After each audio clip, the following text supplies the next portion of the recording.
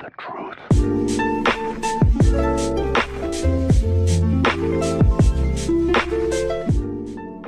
Yo les potos, c'est Zen, j'espère que vous allez bien. Au cours du temps, YouTube a connu plusieurs coups durs. Démonétisation massive, le Content ID et l'algorithme toujours plus efficace mais ravageur puisque trop de performance tue la performance, bref. La plupart du temps, ça ne venait pas de YouTube directement, mais plutôt des lois, parce que les lois s'appliquent aussi sur internet. YouTube est présent partout dans le monde, il est donc très compliqué d'adapter le site aux différentes lois de différents pays, mais a toujours fait au mieux pour avoir toujours au moins un pied dans la légalité. C'est en fait l'objectif du Content ID qu'on appelle plus familièrement le bot, et qui s'apprête à devenir complètement obsolète en Europe. Aujourd'hui, il permet d'identifier tous les contenus copyrightés présents sur la plateforme et de détecter les vidéos qui justement utilisent ces données sans en avoir le droit. Ça peut être des musiques, des films, des trailers, des extraits d'émissions TV, des gameplays de jeux vidéo ou même tout simplement des vidéos de youtubeurs. Le bot détecte donc ce type de contenu, qu'il soit tourné sous forme de parodie, de critique ou même qu'il soit mis en ligne tel quel, et envoie une notification au propriétaire des droits, lequel a le choix entre ignorer la correspondance, rediriger la monétisation à son avantage ou tout simplement faire supprimer la vidéo tout en strikant la chaîne concernée. Et c'est d'ailleurs devenu d'autant plus facile récemment parce qu'avec la nouvelle version de YouTube Studio, n'importe quelle chaîne ayant plus de 100 000 abonnés peut consulter directement dans son tableau de bord qui utilise son contenu et dans quelles limites. Dans le cas où la vidéo est strikée, le youtubeur ayant utilisé le contenu copyrighté dispose ensuite de quelques jours pour contester la décision de l'ayant droit, lequel a une nouvelle fois le choix entre accepter et refuser cette contestation. Si les deux parties n'arrivent pas à se mettre d'accord, si le youtubeur n'accepte pas le strike ou si l'ayant droit n'accepte pas de retirer son strike, ça peut aller beaucoup plus loin, en fait devant la justice. À aucun moment YouTube n'intervient dans le litige, il fait juste la poucave en avertissant et laisse les deux parties se démerder. Ça n'empêche pas les abus, mais au moins les titulaires des droits ont le plein pouvoir sur leur contenu et peuvent le protéger légitimement. Mais c'est là qu'intervient l'article 13.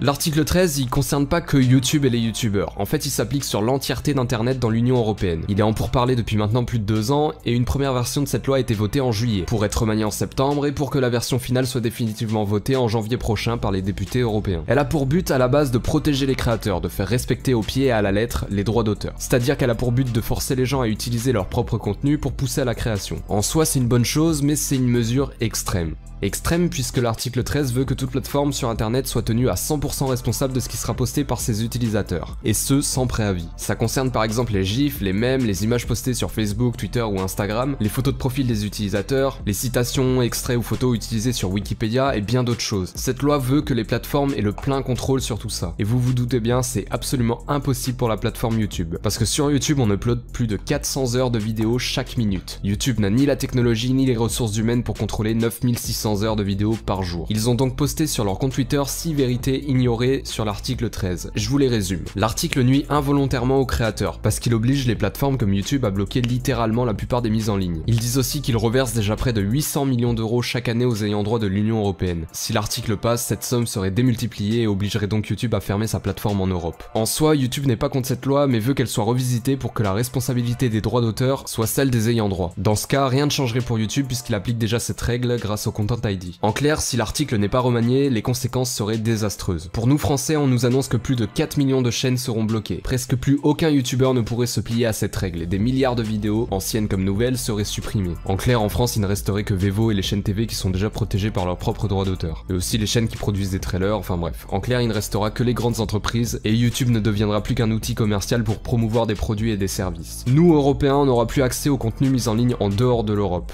Ce qui veut dire que les youtubeurs en Amérique par exemple perdraient une grosse partie de leur audience. C'est pourquoi de leur côté ils en parlent énormément, et peut-être même plus que nous. C'est le problème que j'ai constaté, en France personne n'en parle. Il y a eu qu'une petite poignée de vidéos à ce sujet et quelques tweets, et pourtant aujourd'hui il nous reste moins de 2 mois pour faire entendre notre désapprobation au Parlement européen. La PDG de YouTube s'est déjà entretenue avec des responsables du Parlement européen, l'Italie s'est déjà prononcée et a déjà demandé la modification de l'article, mais ça ne suffit pas. Pour augmenter nos chances de faire modifier l'article avant le vote de janvier, dans un premier temps je vais vous demander d'aller signer la pétition que je vous mets en description. On est tous concernés, viewers comme youtubeurs. Allez-y, ça se fait en 2 clics. Il y a déjà presque 2 millions de signatures, ça peut jouer. Ensuite, YouTube a créé une page dans laquelle il nous demande de parler de tout ça sur les réseaux sociaux avec le hashtag SaveYouInternet. Il nous demande aussi d'en faire des vidéos YouTube pour le faire savoir à un maximum de personnes. C'est un sujet bien trop ignoré. Je vous autorise exceptionnellement à réuploader cette vidéo si vous en avez l'envie. C'est une cause importante pour nous tous. Ne la prenez pas à la légère. Je vous mets en description aussi le peu de youtubeurs qui en ont parlé et certains l'expliquent bien mieux que moi. Certains donnent même des solutions, n'hésitez pas à checker ça. En tout cas pour ma part, je reviens très bientôt. En attendant, je vous dis à la prochaine, c'était Zen, peace.